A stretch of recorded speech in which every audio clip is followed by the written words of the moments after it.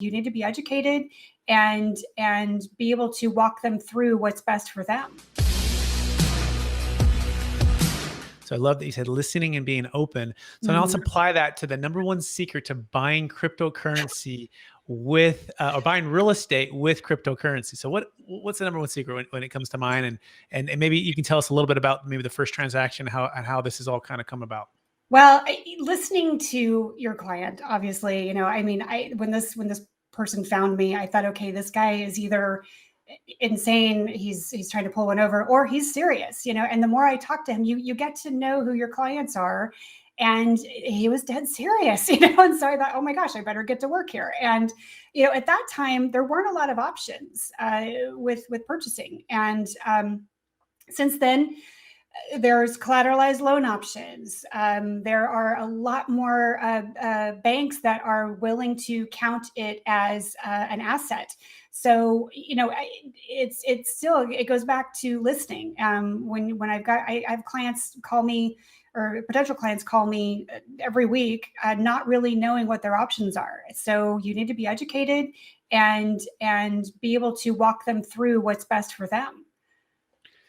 Yes, I think that is amazing, right? And I think when you were telling the story, yeah, you're saying like, this guy is either like brilliant and amazing and totally talking about he actually has this wealth and the ability to pull this off, or he's crazy and I'm being scammed.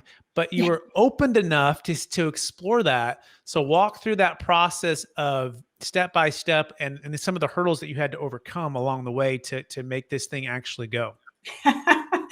Well, yeah. So the first hurdle, I think, was getting the seller agent on board. I mean, he was just dead set against it from the get-go, but they really wanted to sell this house. It had been sitting for a while, and my guys, they stepped up and they were going to pay cash for it at the end of the day. And he didn't really have a lot of other options. So he was kind of stuck with us there for a little bit. But from the get-go, he just thought we were trying to pull one over on him. And so every day he was coming up with some kind of excuse not to do business with us, just trying to poke holes in everything. And so that made the process that much more difficult.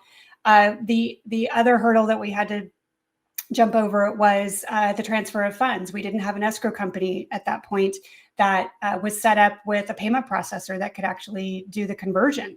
So we literally had a roundtable with everybody that was involved: escrow, the buyer's agents, the seller's agents, the buyer, the seller. And we finally came to the conclusion that it would be best for the seller to open up a BitPay account, and that's the payment processor that we've been using, and then just transfer the funds directly. And that escrow would take care of the rest. Now, what happened was that was fine. It was all going great. Contingencies were met and it was smooth sailing for a little bit. But then 7 days before we're supposed to close, their attorneys got a hold of everything and said, it heard the word Bitcoin. And they were like, nope, you're out of here. We don't want anything to do with this transaction. We don't want to go to jail, whatever. And so they kicked us out of escrow, and we had to find an escrow company to close us in 7 days. And we did. And the rest is history. We were able to pull it off. But those were the major hurdles. Oh my goodness. And I think of the perseverance, right? Of pushing up a big like boulder over top of a mountain, right? And you're going to have all of these little pebbles coming your way and things that are challenging, right? But you kept persevering through this. You found a BitPay account as one workaround, right? Or as one way to get the funds moving. And then you found an escrow that'll actually do it and do the deal. And so you did the first one, and all of a sudden it's like, you broke the 4-minute mile. I don't know if you've heard that story of the gentleman out of Oxford, England, right? For the longest time, they said that the 4-minute mile could not be broken. And it's humanly impossible. The heart would explode, the lungs would explode.